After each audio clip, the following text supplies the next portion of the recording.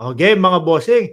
Gusto kong gusto ko yung uumpisahan nating topic yung pambubwisit agad sa mga DDS.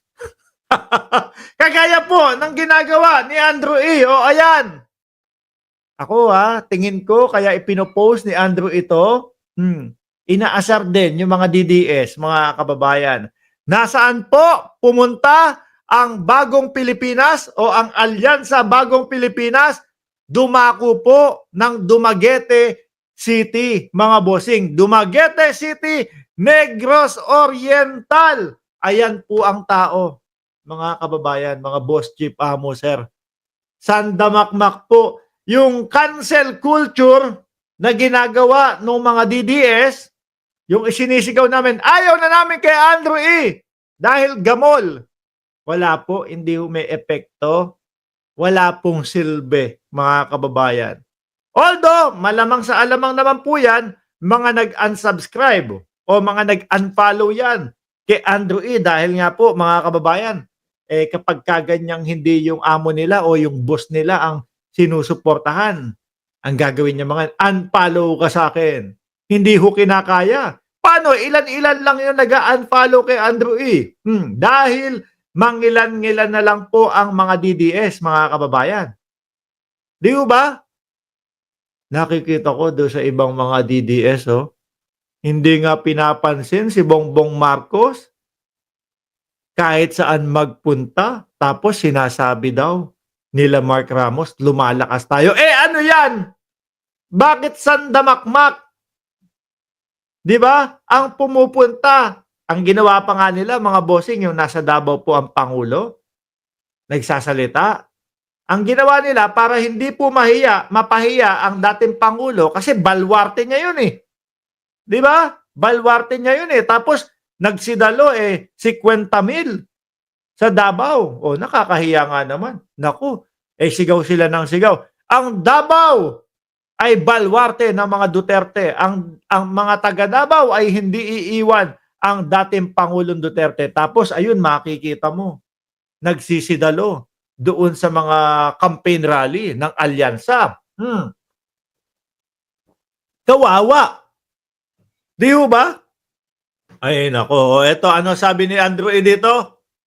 Andrew E. Worldwide is in Dumaguete City, Negros Oriental. Sabay picture nung napakaraming taong dumalo, mga kababayan. Ayan Siyempre, tayo po, mga boss chief amo, sir, nasa era po tayo o nasa panahon po tayo na kapag kaayaw mo yung politiko, kahit sino pa ang dalin nilang mga performer dyan, hindi ka pupunta. Di ba? Tayo, kunyari ako, mga boss. Si Jimmy Bondoc, idolo ko yan. Idol ko yan si Jimmy Bondoc, mga kababayan. Yung kanta niyang Does the moonlight shine on Paris after the sun goes down? Ay, hindi. Hindi pala kay Jimmy Bondoc yun. Kay Paulo Santos pala yun. Hindi, yung Let Me Be the One. Hindi, kasi yan yung mga kinakanta ko Idol ko yan, si Jimmy Bondoc, sa pag-awit po. Pagdating doon sa pag-awit. Pero pagka senador na ang pag-uusapan, dehins po, mga kababayan. Sorry, sir. No? Hanggang pag-awit lang. Yan, kunyari, DDS, campaign rally, nandiyan si Jimmy Bondoc. Di ba? Pupunta po ba ang isang Mark Ramos para panoorin si Jimmy Bondoc? Ay, hindi ho, mga kababayan. Dahil, nasa era po tayo na kapag ka ikaw nakita doon sa lugar na yon, habang pinapanood ay si Mark Ramos, DDS pala. Ganun na ang impresyon. Ay, si Mark Ramos, ganito. Kaisa din pala natin ito. Ayaw natin ng ganun. Di ba? Kaya ako naniniwala na ito po, mga legit supporter po ng Pangulo. Sabi ni Reynaldo Marcos, BBM, kahit saan pumunta, rockstar ang dating. Paano si dating Pangulong Duterte kapag ka napupunta sa lugar? Ano ba? Tingin ko rockstar din naman ang dating Bato nga lang. Yung bato na gumugulong. Yun ang tingin, mga bossing. Di ba? Pilit sila ng pilit na ang Pangulong Bongbong Marcos ay bumabatak, gumagamit, nagdodroga. Sa ugali ho, mga kababayan, parang mas masahol pa po sila doon sa mga bumabatak, gumagamit, nagdodroga. Di ba? O, paano ba yan, mga DDS? Eto na. O, nagsasalita na naman ang sambayan ng Pilipino. Di ba? Kaya po, mga bossing, yung pinapakalat po ng mga DDS na kesyo si Inday Sara Duterte daw po ay napakataas ng survey. Baliktad daw po. Si Pangulong Bongbong Marcos ay mababa, tapos si Inday Sara Duterte ay napakataas daw po. Kaya walang maniwala ho sa kanila eh. Bakit to? Kasi eto yan ang nakikita natin. Yaan yung mga talagang dumadalo at sumusuporta kay Pangulong Bongbong Marcos.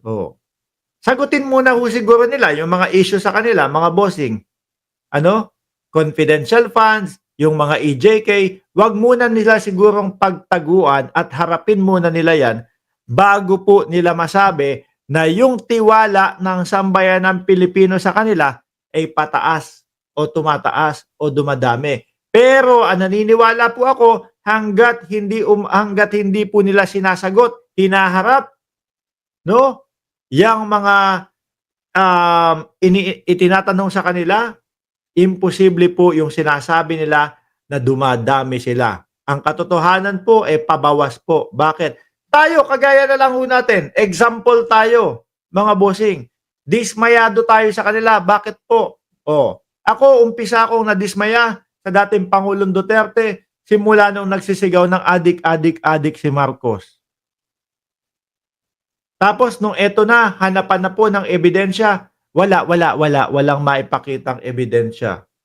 Nasupalpal pa ng PIDEA. Hindi po totoo yung sinasabi ng dating Pangulong Duterte na nasa listahan ng mga nagdodroga si Pangulong Bongbong Marcos. Wala, X na ho, mga bossing. At hanggang ngayon, ginagawa pa din po nila o tuluyan ng X sa atin. Di ba? Tayo, meron tayong ebidensya at meron tayong katwiran para masabi natin na nababawasan po yung 32 million na sinasabi nila. Kasi kaisa po tayo dun sa 32 million na unti-unti pong nadidismaya dahil po doon sa ugali nila. Di ba? Pabawas. Tapos eto, paano naman natin nasasabi na parami tayo ng parami? Kahit papaano po yung mga kakamping, nung panahon ng eleksyon, di ba magkaiba? Asaran, buwisitan, bardagulan tayo with kakampings. Nakita nila ang trabaho ni Pangulong Bongbong Marcos. Eto namang mga tao na to, ang gusto din ng mga kakamping umunlad, umangat, bumalik sa tuktok ang Pilipinas, mga kababayan. Di ba? Nakikita nila, yun talaga ang gustong mangyari ng Pangulong Bongbong Marcos. Sumuporta sila dahil marunong silang rumespeto. Hindi kagaya ng mga DDS, wala. Kahit nakikita na pong maganda ang ginagawa, may mga pabahay, merong mga pamigay ng lupa para sa mga magsasaka, ayaw pa din ho nila yan. Sabi ni Michael Abulensya, Dodds, ghost student naman ni BP. Bukas yan, Michael. Pagkagising mo, isa yan sa topic natin. Di ho ba? Meron tayong pinanghahawakan na dumadami ang sumusuporta kay Pangulong Bongbong Marcos. Di ho ba? Hanggat nakaupo siya. Sila, wala. Kami, dumadami. Anak ng tinapa, makikita mo doon sa sinasabi nilang dumadami sila. Yung EDSA, lalabing siyam ang pumupunta. Karamihan vlogger na nakaabang po, nakatunganga doon sa mga palipad ng mga OFW. Paano dumadami yun? Di ba? Sinasabi nila, pakonti tayo ng pakonti. Paano kumukonti kung ganito yung makikita mo na sumuporta kung kada pupuntahan ni Pangulong Bongbong Marcos? Di ba, mga kababayan? Wala ho talaga Yung mga pinagsasabi po nila, walang basehan. Tayo po, bawat sinasabi natin, humihina sila, meron tayong pruweba. O eto, ayan, tignan nyo nga yung EDSA ninyo. O, humihina kayo kasi kami, umaalis kami, nadidismaya kami sa ugali ng mga Duterte. Sinasabi natin, lumalakas tayo. O ayan, mga bossing, dumadami ang suporta kay Pangulong Bongbong Marcos. O, tingnan nyo yung mga kakamping na ang tawag nga nila, pink at red daw po, nag-join first. O, tapos aatake sila doon sa pagjo-join first na yun kasi hindi nila gusto yung nangyayari. Nagiging kawawa lalo yung mga iniidolo nila.